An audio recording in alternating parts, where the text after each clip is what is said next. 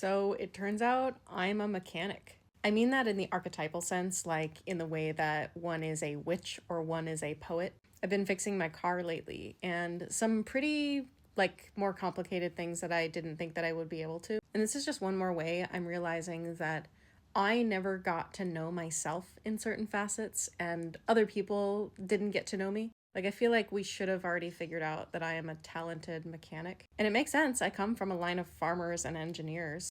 When I look at a car engine and I watch it running, it makes intuitive sense to me how it works. And for years, I've been really frustrated with the way that you are treated when you take a car in to get work on it, like as a woman and as a woman this age in particular. And so with this car, I was like, I think I'm just gonna learn how to fix this one. We have a learning garage here in Portland, and you rent it by the hour, and they have every tool that you will ever need, and they have a hydraulic lift, so it's really easy to get under your car and see what's going on under there. So my boyfriend Justin, his dad taught him how to work on cars. He was like one of those kids that always had to hold the flashlight and get yelled at. So we've been taking my car in together and just fixing things. The first thing that happened with this car was the transmission seemed to be failing, and there was no way to diagnose that because it wasn't throwing a code. There was no check engine light. But through process of elimination, I was like, this problem is temperature sensitive because it behaves differently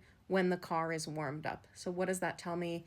It is an expansion thing. I bet you this is fluid. So the first thing we ever did on my car is changed the transmission oil. Totally worked. Totally fixed the problem. Second thing we did is I learned how to do an oil change. The oil change was way more involved than we thought because there's like an oil filter and an air filter that you have to check. And then accidentally, when we changed the air filter, one of the tubes popped off of the engine and the check engine light kept going on. We didn't know what happened. And the more that you fuck with your car, the more likely you're going to cause problems with it, which is something I'm learning. My car is old and the plastic components are brittle and it can be scary to work on it. But yeah, I eventually diagnosed what the problem was by just looking at the engine and following the line. I'm like, if the system is too lean, which is what the code says, it's either the fuel injection system or it's the air system.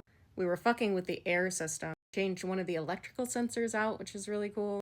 And then, yeah, eventually fixed the air hose problem. We also have a really amazing Volvo parts dealer in Portland. Apparently, they're a national dealer for this stuff, and they just happen to be in Portland. But yeah, I'm having so much fun working on my car, and it makes me feel so powerful.